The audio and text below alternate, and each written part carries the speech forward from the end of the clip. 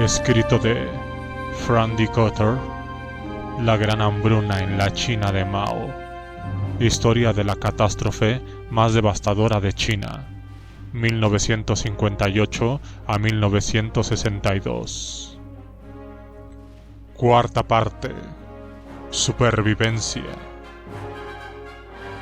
27. El éxodo.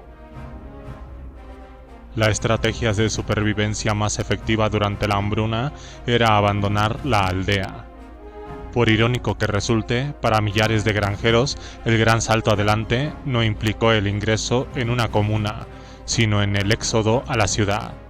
Como los objetivos de producción industrial se revisaban constantemente al azar, las empresas urbanas empezaron a contratar mano de obra barata procedente del campo, y como consecuencia se produjo una migración de gigantescas dimensiones.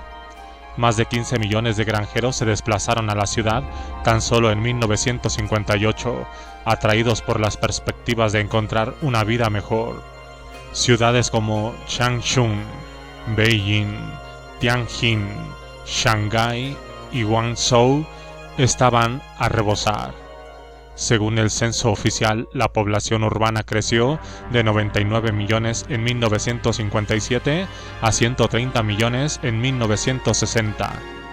Esta riada humana tuvo lugar pese a las restricciones formales que se habían impuesto al movimiento de las personas.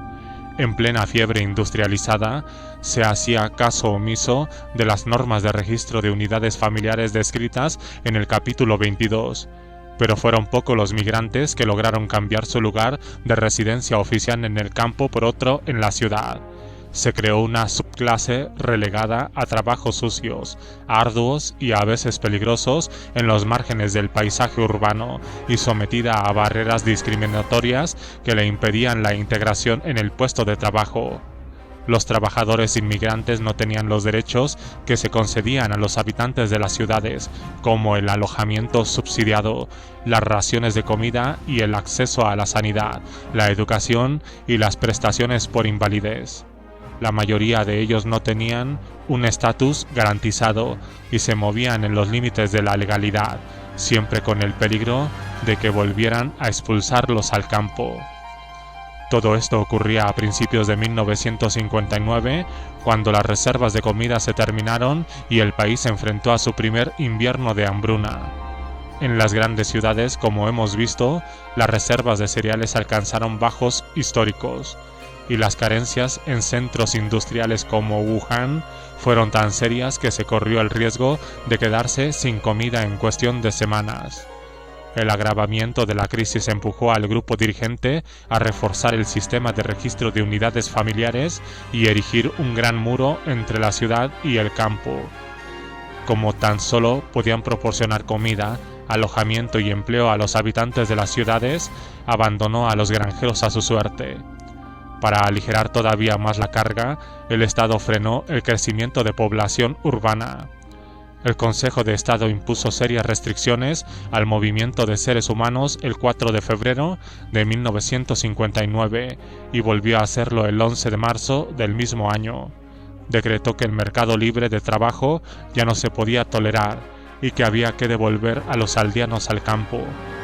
Cuando la policía empezó a aplicar el sistema de registro de unidades familiares en Shanghái, se descubrió que en algunos distritos una quinta parte de las familias tenían tan solo permiso de residencia temporales y que la mayoría eran granjeros procedentes de la provincia de Jiangsu.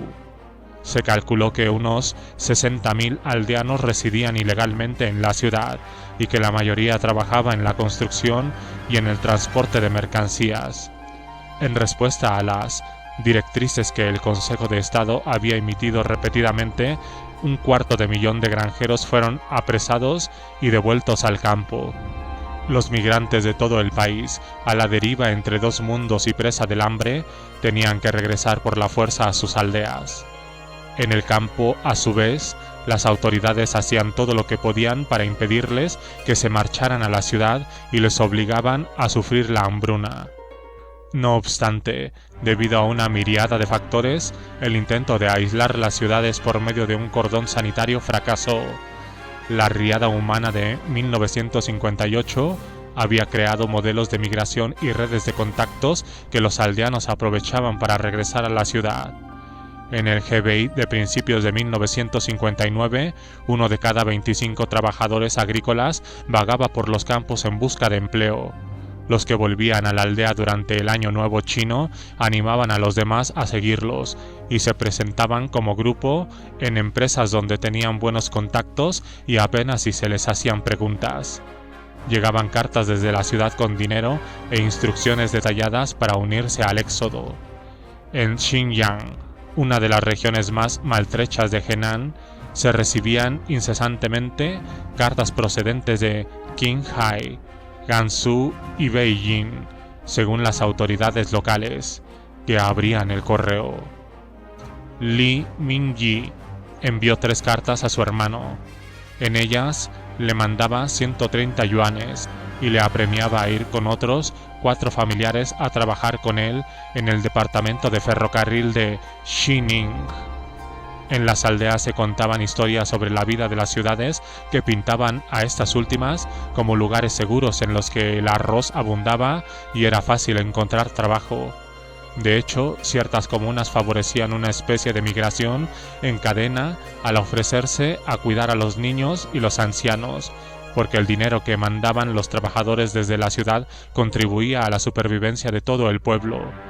Durante el invierno de 1958 a 1959 desapareció 1/3 millón de seres humanos, el 7% de la mano de obra, de Shangjiakou, un importante nudo ferroviario al oeste de Beijing.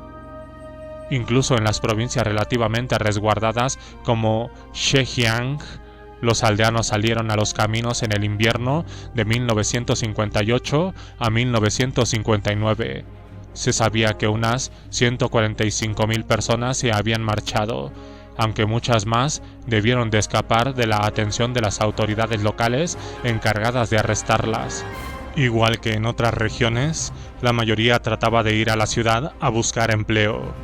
Eran ambiciosos y la mayor parte pensaba ir a lugares tan alejados como Qinghai, Xinjiang y Ningxia, donde la hambruna no era tan grave. Pero la cercanía de una ciudad siguió siendo un factor clave en la emigración de los aldeanos. En Longquang, por ejemplo, 1 de cada 10 aldeanos capaces de trabajar pasó a la provincia de Fujian, a tan solo 40 kilómetros de distancia, mientras que otros se iban caminando hasta las ciudades de Xiaoshan, Fenghua y Jinhua. La mayoría eran hombres jóvenes. Las mujeres se quedaban a cuidar de la familia y de la aldea. En el pueblo de Wuxia, 40 kilómetros al sur de Xiaoshan, 230 trabajadores se marcharon en grandes grupos, entre los que había cuadros locales y miembros de la Liga de la Juventud. Una proporción significativa de estos conocía ya la ciudad, porque las fábricas habían estado más que dispuestas a contratar trabajadores de las aldeas cercanas durante el gran salto adelante. Muchos se escabullían durante la noche, mientras que otros se marchaban a plena luz del día con la excusa de visitar a un pariente en la ciudad. En unos pocos casos, los propios cuadros escribían cartas de referencia y entregaban permisos de viaje. Animaban a los aldeanos a hacer las maletas y probar suerte en la ciudad. Algunos de ellos vendían permisos con sello oficial en los que no figuraba el titular. En otros lugares, por ejemplo, más al sur, en Guangdong, los cuadros locales tenían una actitud indulgente. Pensaban que el movimiento de personas podía aligerar la hambruna. En la comuna de Langtang, tan solo 1 de cada 7 trabajadores de una brigada contribuía a las labores colectivas. Los otros hacían trabajos privados o comerciaban con los distritos vecinos. Algunos de ellos iban hasta Haifeng, a 100 kilómetros de distancia por la costa. Muchos de ellos se marchaban en grupos y abordaban trenes de carga que iban a la ciudad. Cierto día de marzo de 1959, un grupo de unos 100 granjeros logró abordar un tren en Gongjianshuang, Hebei, sin comprar un solo billete. Pocos días más tarde, un grupo similar hizo lo propio en la estación de Shoujiaje, una aldea de Hui'an, en Hubei, en el trecho que llevaba de Xiaogan a Shekou. Cientos de granjeros se reunían cada día en la estación y abordaban trenes en masa. Algunos querían marcharse de sus pueblos, pero la mayoría iba a la ciudad tan solo para vender madera o visitar a los amigos. Los revisores que pedían los billetes tenían que soportar insultos y agresiones físicas.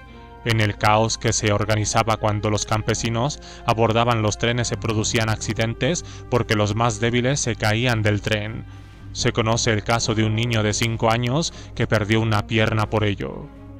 La suma de todos estos grupos implicaba el desplazamiento de un gran número de personas. Así, por ejemplo, durante los primeros 4 meses de 1960 se encontraron en los trenes de Beijing más de 170.000 granjeros sin billete que habían huido del campo. La mayoría de ellos procedían de Shandong, Hebei y Henan. Una vez a bordo del tren, aprovechaban todo lo que podían en su lucha por la supervivencia, como observaba asqueado un funcionario. Estropean y dañan la mercadería. Los hay que orinan y defecan encima. Algunos utilizan medias de alta calidad como papel higiénico. Tras llegar a su destino, muchos de los migrantes se encontraban en la estación con un amigo o con un gancho en busca de futuros trabajadores. Otros hallaban un trabajo en el mercado negro. En Beijing se llamaban mercados humanos, Renxi. Abrían a primera hora de la mañana. Hombres sin empleo iban en masa y se daban codazos, empujones y empellones por ponerse en primera línea para cuando se presentara alguien con ofertas de trabajo. La mayoría de ellos vivían en albergues temporales, unos pocos se alojaban con amigos y familiares. Llegaban a trabajar por tan solo 1,3 yuanes al día, aunque los carpinteros podían cobrar hasta 2,5 yuanes. El salario más alto por trabajo calificado era de 4 yuanes. Las compañías estatales contrataban ilegalmente a algunos de ellos. Otros trabajaban para personas particulares en labores manuales o como servicio doméstico. El efecto acumulativo de esta riada humana habría podido desbordar la ciudad, a pesar del cordón sanitario con que se trataba de impedir que la hambruna rural llegase a las urbes. Millares de personas lograban entrar cada mes en Nanjing, y en la primavera de 1959, unos 60.000 a 70.000 refugiados habían llegado a la urbe o habían pasado por ella.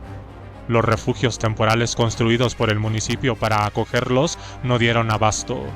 En un solo día de febrero de 1959 llegaron unos 1.500 refugiados.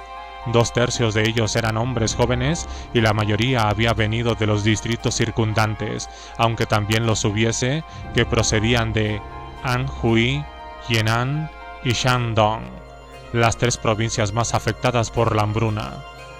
Unos pocos querían visitar a la familia y a los amigos, la mayoría no tenía dinero y todos ellos buscaban trabajo. Las fábricas y las minas los contrataban en secreto y les pagaban a destajo, en cuanto cobraban menos que los trabajadores con permisos de residencia. Algunas empresas llegaban a falsificar los papeles del registro local, pero la gran mayoría, cerca del 90% de las fábricas, no hacían más que hinchar el número oficial de trabajadores para poder mantener a los ilegales. No todos los migrantes hallaban empleo en el mercado negro, y algunos de ellos se veían obligados a llevar una existencia marginal en lo peor de la ciudad. Robaban, mendigaban, buscaban entre las basuras o se prostituían con tal de sobrevivir. Tenemos noticias de Kong Fangshun, un hombre de 28 años descrito como un vagabundo que escalaba muros por las noches y robaba dinero y ropa. A Su Yuyou lo detuvieron después de que entrara en una tienda, agarrara un pan plano de gran tamaño y se lo metiera en la boca a la vez que echaba a correr. Mujeres jóvenes buscaban clientes por el centro de la ciudad, por un cupón de racionamiento que podía valer 10 o 20 céntimos, o por una libra de arroz. Ofrecían sexo en lugares poco transitados de los parques públicos. Los que no lograban salir adelante corrían el riesgo de morir de hambre. Se encontraban unos 20 cadáveres mensuales durante el crudo invierno. Las autoridades locales los calificaron a todos ellos de amenaza para el orden social y reforzaron así los estereotipos negativos asociados a la gente del campo. Si los capturaban, los enviaban a sus pueblos de origen, pero solían volver a la ciudad al cabo de unas pocas semanas. Al someterse a interrogatorio, algunos de los refugiados contaban sus historias. Yu Yiming, interrogada en mayo de 1959, había sobrevivido con 2 cuencos de gachas diarios en su pueblo del distrito de Anxiang. Como los cuadros entregaban todo el grano al Estado, tan solo les quedaban coles. Al final había desaparecido hasta la corteza de los olmos y también las castañas de agua. El pueblo había quedado sumido en la miseria. Wang Xiulang, procedente del mismo pueblo, se deshizo en lágrimas y exclamó: «No mentimos, no tenemos comida desde hace varios meses, nos lo hemos comido todo. ¿Qué otra cosa podíamos hacer?». Otros ilegales explicaban cómo habían logrado entrar de noche sin que los vieran. Tao Mingtang, de la provincia de Li Shui, explicó que 11 de ellos se habían marchado en grupo durante la noche, atraídos por los rumores de que en Heilongjiang los jóvenes trabajadores podían ganar hasta 70 yuanes mensuales. No todos los migrantes vivían en los peores barrios de la ciudad, ni se veían obligados a vivir una existencia miserable a merced de unos jefes rapaces. Durante la industrialización acelerada del Gran Salto Adelante, algunos de los hombres más hábiles del campo cobraron buenos salarios porque se les quería incentivar para que no se marcharan. En Pukou, el ajetreado puerto de Nanjing, un equipo de mozos de cuerda que trabajaba en los muelles tenía que pasar sin el derecho a raciones de comida reservado a los residentes de la ciudad, pero ganaban 100 yuanes por mes, suficiente para ir a comer en algunos de los mejores restaurantes. Lo sabía que ganaban 2 salarios y vivían mejor que la mayoría de los trabajadores registrados en las fábricas locales. Unos pocos incluso se especializaban en intercambiar cupones de racionamiento en el mercado negro. Se descubrió a una mujer con cupones por el valor de 180 kilos de arroz que compraba en Shanghái y vendía por el doble de dinero en Nanjing. Explotaba una de las muchas lagunas de la economía planificada que permitía que un mismo artículo básico se vendiera por precios muy distintos en lugares diferentes del país. La mayoría de los migrantes que trabajaban en las fábricas y en la construcción eran hombres, pero la mayor parte de los aldeanos que se marchaban de las áreas rurales para comerciar eran mujeres. Por otra parte, la misma duración de la hambruna dio al traste con cualquier fuerza que los jóvenes migrantes hubieran podido tener en un mercado negro desesperado por encontrar trabajadores. En su lugar compareció la desesperación por encontrar trabajo. En 1960, 210.000 migrantes trabajaban sin cobrar en las fábricas de Lanzhou, tan solo por el alojamiento y la comida. Zhang Zhongliang, el temerario dirigente de Gansu, brindó su respaldo personal a esta práctica. Pero fuera de la capital provincial, la complicidad de los dirigentes condujo a unas condiciones de trabajo más propias del esclavismo. En Tongwei, una fábrica de acero encerró a los migrantes y los obligó a trabajar hasta matarse sin darles de comer. 1 millar murió ese mismo año, porque los encargados de la fábrica contaban con un suministro constante de vagabundos y miserables dispuestos a trabajar. ¿Quién sabe cuántas fábricas funcionaban de manera parecida? A medida que transcurrían los años del hambre, las motivaciones de la migración también cambiaron. En pocas palabras, el atractivo de encontrar trabajo se vio sustituido por la presión del hambre. Al acrecentarse la desesperación, los hubo que huyeron a las montañas con la esperanza de sobrevivir a base de comer bayas, insectos y tal vez animalillos. Pero eran pocos quienes lo conseguían y algunos se veían obligados a regresar a la aldea. Salían del bosque con el cabello enmarañado y la ropa andrajosa, en ocasiones totalmente desnudos, con una mirada salvaje en los ojos, a veces tan cambiados que ya nadie los reconocía. Por otra parte, las personas se marcharon en masa cuando golpeó la catástrofe, con los niños a remolque y sus escasas posesiones a la espalda. Las autoridades locales no podían hacer otra cosa que quedarse al margen y presenciar el éxodo. En 1961, después de que un tifón arrasara la región de Kangshou en Hebei, las masas humanas, presa de la confusión, salieron a las carreteras y se marcharon en absoluto silencio. No oían otro sonido que el arrastrarse de sus propios pies. Brigadas enteras se marcharon conjuntamente. Cuadros, hombres, mujeres y niños que a lo largo del camino intercambiaban sus ropas por tubérculos de taro. Muchos de los adultos y la mayoría de los niños acababan completamente desnudos. Por todo el país la gente moría junto a los caminos. ¿Qué efectos tuvo este éxodo sobre las aldeas? En muchos casos, los aldeanos e incluso los cuadros locales prestaban su apoyo a la migración masiva, porque contaban con la esperanza de que los envíos de dinero los ayudaran a sobrevivir.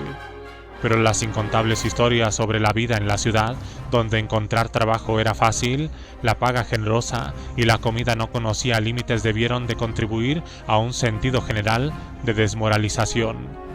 Al fin y al cabo, se había hecho la revolución por los campesinos, pero era demasiado evidente que la vida era peor en el campo que en la ciudad. La imposición de un cordón sanitario que separaba las ciudades de los pueblos debió de empeorar el sentimiento ya generalizado de desmoralización. Las áreas rurales se pusieron en cuarentena, como si sus habitantes hubieran sido leprosos. Como los ganchos de la ciudad se llevaban a los mejores trabajadores, las aldeas se dividían porque los granjeros, celosos, se volvían contra las familias con migrantes en la ciudad, les pegaban palizas o las privaban de comida. Y aunque algunas comunidades acogieran bien la emigración, no tardaron en sufrir por la falta de trabajadores. Los que se marchaban eran en su gran mayoría trabajadores sanos, con iniciativa. Por otra parte, esta fuga organizada tenía un efecto dominó que podía llegar a privar a algunos pueblos de todos sus adultos en edad de trabajar. En el distrito de Huai'an, que tenía una situación estratégica a causa de la vía férrea Beijing-Baotou, había un pueblo con 50 hombres capaces de trabajar, pero tan solo quedaban 7 en la primavera de 1959.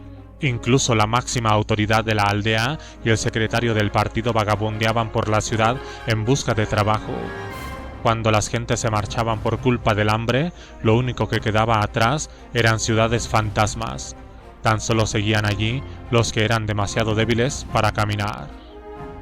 Durante la primera fase del gran salto adelante, habían muchos puestos de trabajo disponibles, y por ello algunos de los funcionarios de las aldeas iban detrás de los migrantes y trataban de convencerlos para que volvieran a casa durante las estaciones de más faena. Muchísimas personas salieron de Hunan para entrar en Hubei, siguiendo un patrón de migración que se había establecido durante la grave carestía de 1957. Se envió a un equipo de cuadros en busca de los aldeanos, pero estos los recibieron con insultos. Los migrantes no querían regresar a la aldea donde la comida estaba racionada. Entonces los cuadros recurrieron a las autoridades locales y las acusaron de llevarse a su gente para hacerlas trabajar en la construcción de un embalse. Fueron ellos, en vez de los migrantes, quienes acabaron entre rejas.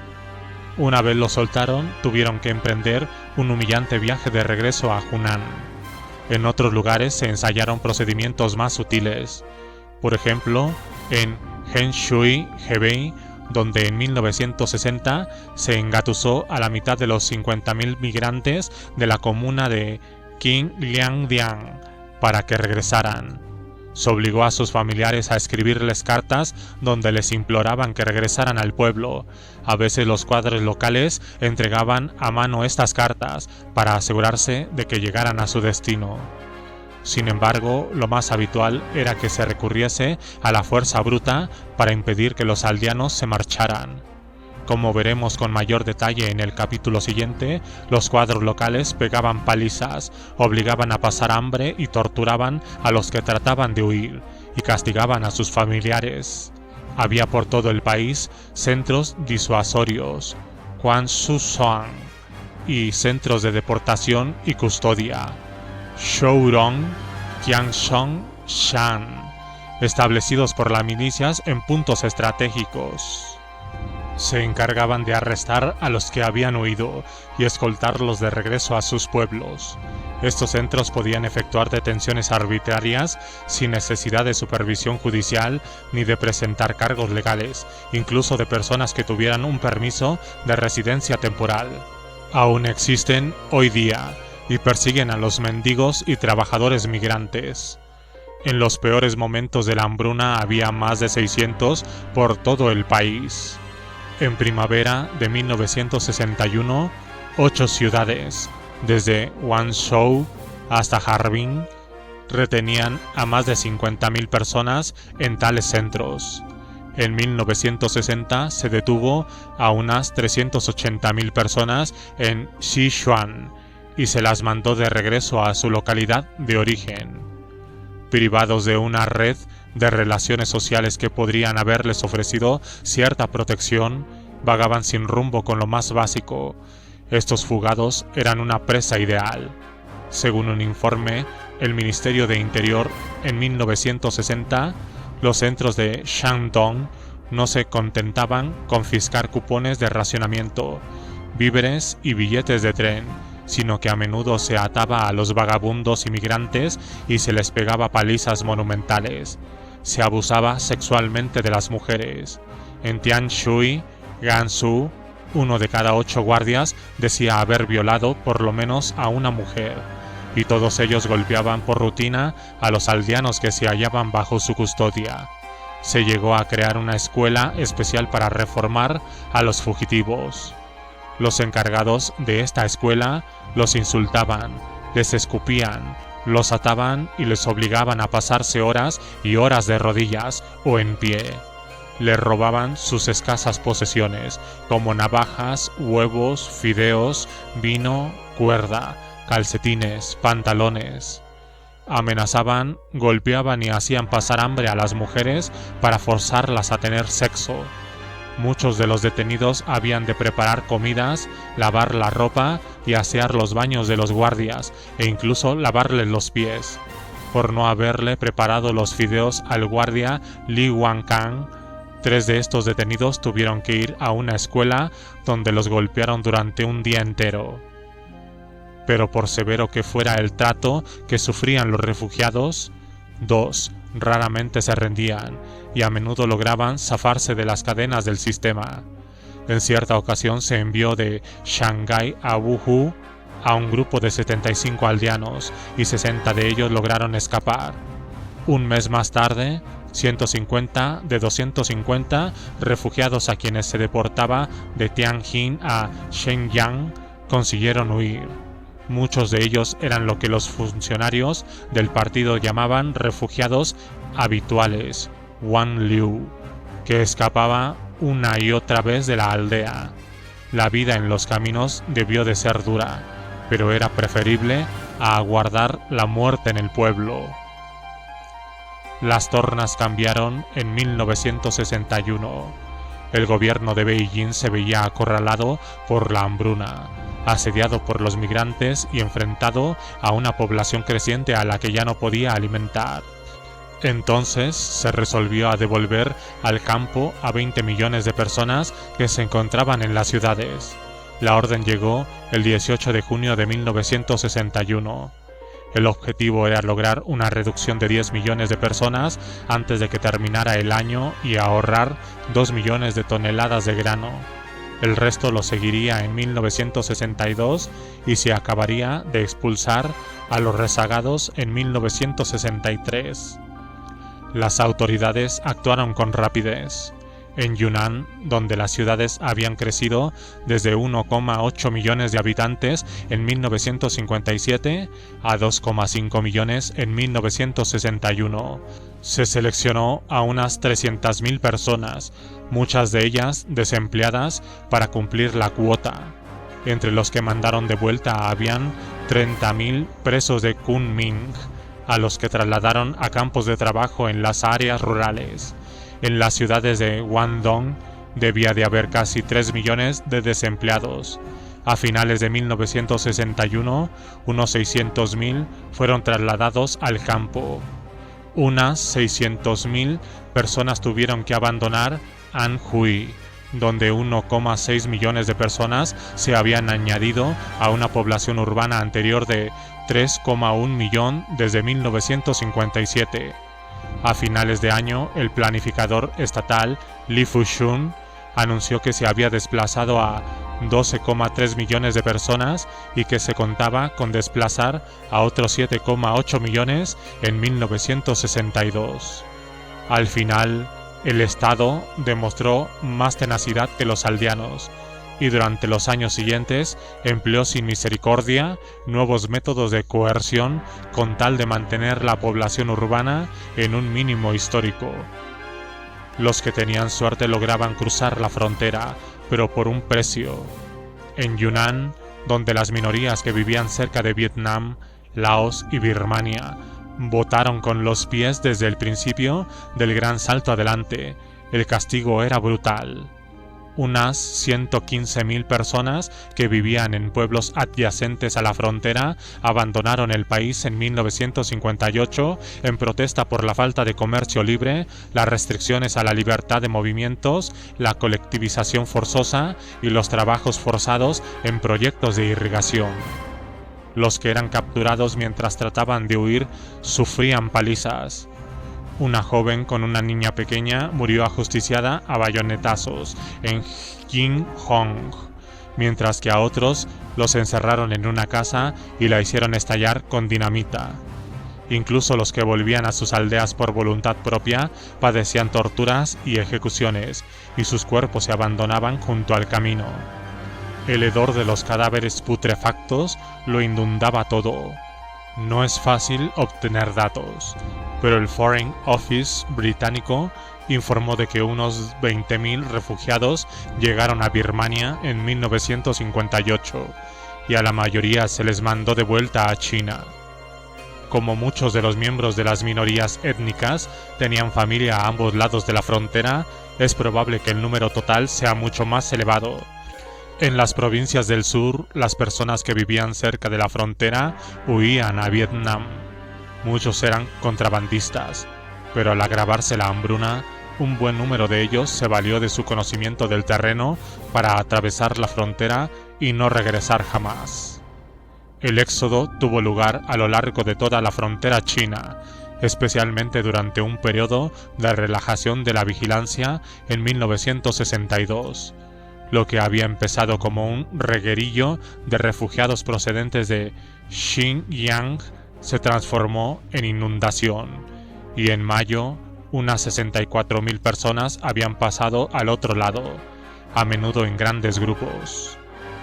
Familias enteras con los niños y con sus escasas posesiones lograban entrar en la Unión Soviética.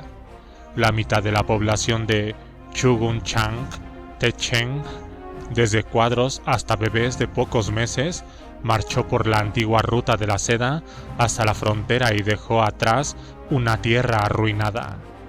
Millares de personas cruzaban cada día la frontera entre China y el Kazajistán por los puntos de control de Bakhta y de Korgos, imponiéndose a los guardias con su mero número. Muchos de ellos estaban débiles y enfermos y pedían auxilio a las autoridades soviéticas.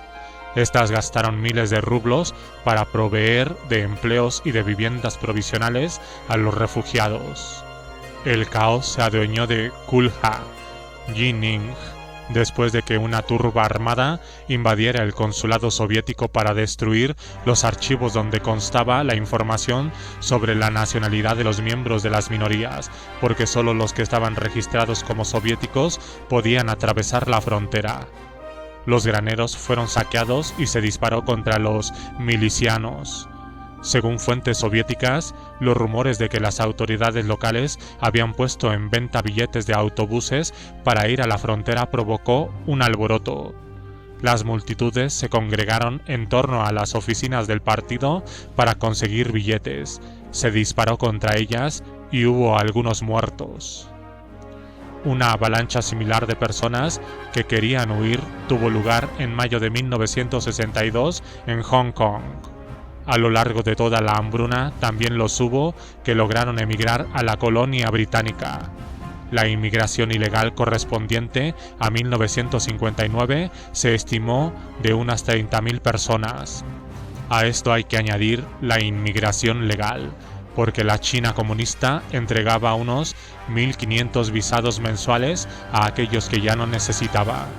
Pero en mayo de 1962, la China comunista relajó temporalmente los controles fronterizos y el goteo constante se transformó en inundación.